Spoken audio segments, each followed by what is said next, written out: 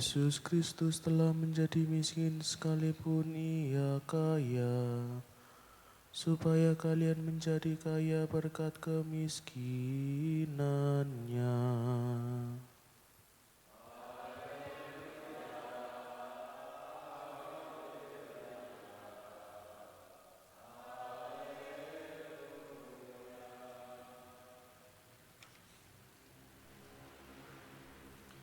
Tuhan bersamamu. Inilah Injil suci menurut Markus. Pada suatu hari Yesus berangkat meneruskan perjalanannya. Maka datanglah seorang berlari-lari mendapatkan dia dan sambil bertelut di hadapannya ia bertanya, "Guru yang baik, apa yang harus kuperbuat untuk memperoleh hidup yang kekal?" Yesus berkata kepadanya, "Mengapa kau katakan aku baik? Tak seorang pun yang baik selain Allah. Engkau tentu mengetahui segala perintah Allah. Jangan membunuh, jangan berzina, jangan mencuri, jangan mengucapkan saksi dusta, dan jangan mengurangi hak orang. Hormatilah ayahmu dan ibumu." Kata orang itu kepada Yesus, "Guru, semuanya itu telah kuturuti sejak masa mudaku." Tapi Yesus memandang dia dan menaruh kasih kepadanya, lalu berkata kepadanya, "Hanya satu lagi kekuranganmu. Pergilah, jualah apa yang kau miliki, dan berikanlah itu kepada orang-orang miskin. Maka engkau akan memperoleh harta di surga. Kemudian datanglah kemari dan ikutilah aku." Mendengar perkataan Yesus, orang itu menjadi kecewa, lalu pergi dengan sedih, sebab banyaklah hartanya. Lalu Yesus memandang murid-murid di sekelilingnya dan berkata kepada mereka, "Alangkah sukarnya orang yang beruang masuk ke dalam kerajaan Allah."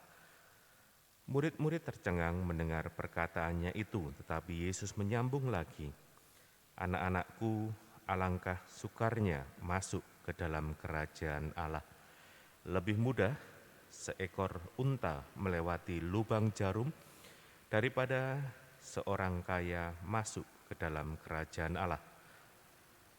Para murid semakin gempar dan berkata seorang kepada yang lain, "Jika demikian, siapakah yang dapat diselamatkan?" Yesus memandang mereka dan berkata, "Bagi manusia hal itu tidak mungkin, tetapi bukan demikian bagi Allah.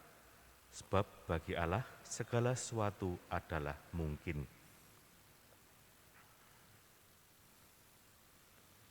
Demikianlah sabda Tuhan.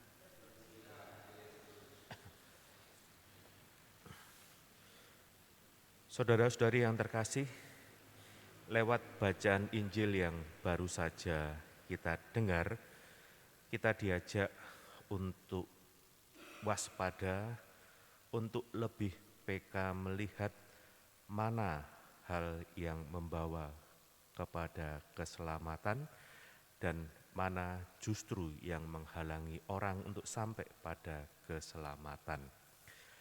Kita diajak untuk, dikatakan tadi, mengikuti Yesus, datang kemari dan ikutilah aku.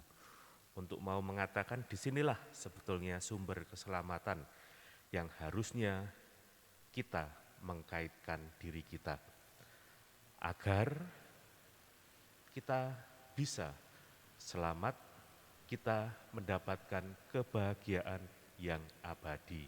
Sementara yang lainnya justru menghambat kita untuk sampai pada keselamatan. Keselamatan sejati kita bangun pertama-tama ketika kita mau mengikuti Tuhan Yesus. Dengan segala konsekuensinya tentunya, mematuhi perintah-perintahnya, menjauhi larangan-larangannya. Itulah konsekuensi yang juga harus kita lakukan ketika mau menjadi pengikut Kristus. kita diajak melepaskan kebiasaan-kebiasaan lama kita